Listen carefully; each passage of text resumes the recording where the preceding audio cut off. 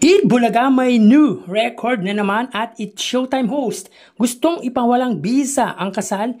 Yan at iba pa ang pag-uusapan natin ngayong araw. Pero bago ang lahat, kamusta kayo mga kaparokya? Ako si Mervin at nandito akong muli para pag-usapan ang mga ganap sa loob at labas patungkol sa dalawang noontime show sa bansa, ang It's Showtime at Eat Bulaga. Subalit para maumpisa natin ang ating kwentuhan ay humiling ako na pakisubscribe ang aking YouTube channel, pakiclick ang bell icon para una kayong manotify sa mga bagong video na ilalabas ko. At pakidamay nyo na din na i-follow ang aking Facebook page na Mega TV at ang aking TikTok account na Kaparokya TV. Maraming salamat!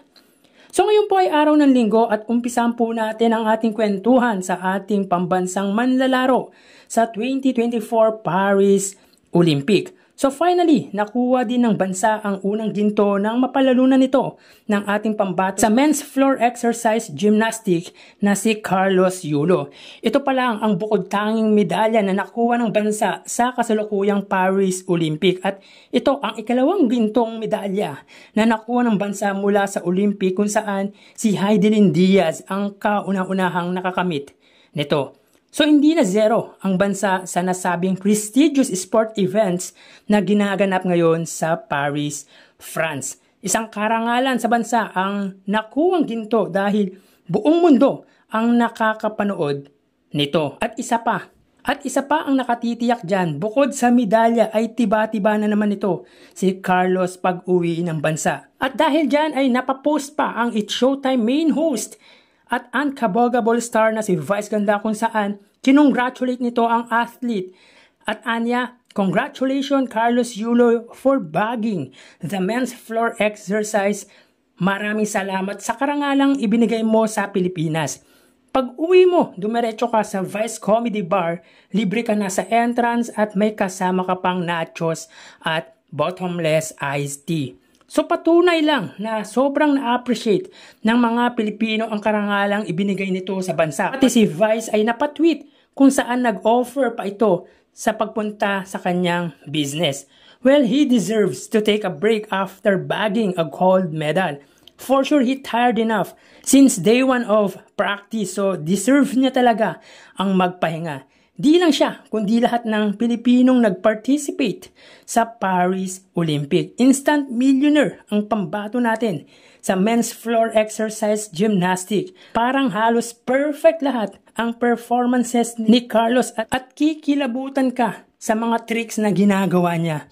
Grabe, ang laki ng katawan as in bato-bato pero ang gaan ng katawan ni Carlos. At ang nakaka-goosebump doon ay habang inaangat ang bandila ng tatlong bansa na nakakuha ng medalya.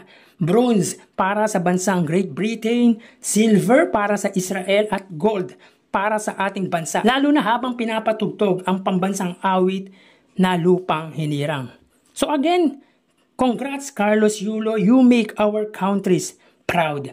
Samantala gustong ipawalang bisa ng It's Showtime host na si Jong Hilario ang kasal nito sa dating asawa na Norwegian na si Michelle Westgate, kung saan nakilala niya to during the production of Miss Saigon sa bansa. Sa mga hindi nakakaalam, naging parte din si Jong ng Miss Saigon kasama ang mga miyembro ng Street Boys, mga ilang miyembro ng Street Boys, kaya bigatin din ang narating nito. Kumbaga, di rin basta-basta dahil iilan lang or pili ang napapasama sa nasabing organization.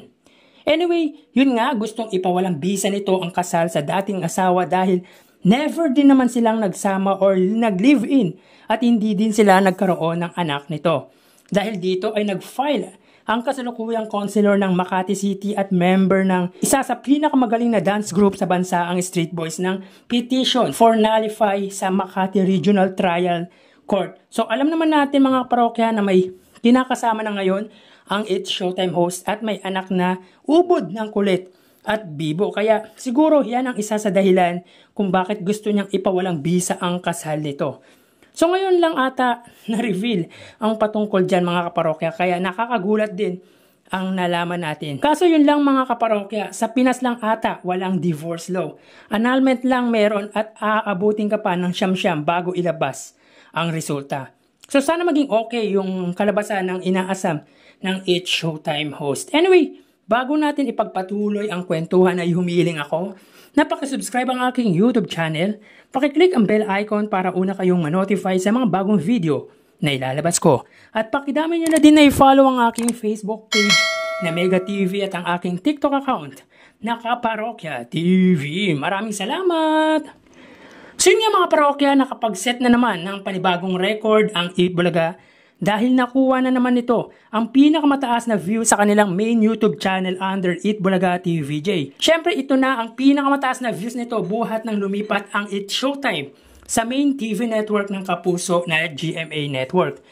So sa segment ng Gimme 5 around 1:22 PM ay nakakuha ng 84,000 views ang Eat Bulaga. So ito na ang all-time high ng Eat Bulaga at nalagpasan nito ang recent most high na 80,000 last week.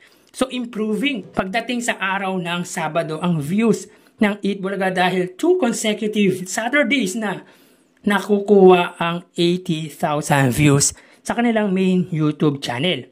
Grabe din kasi ang labanan ng mga pamilya sa Gimme 5, kaya tinutukan din talaga ng manonood. Lalo na ang Cabezas family na naglaro sa jackpot. Grabe, in less than a minute, 40 or 41 seconds ata to be exact, ay nahulaan na nila ang mga tanong sa jackpot round. So again, ito na po ang pinakamataas na online views ng Eat Bulaga sa kanilang main YouTube channel under Eat Bulaga TVJ. So mag-ingat po tayo mga kaparokya. Thank you and God bless.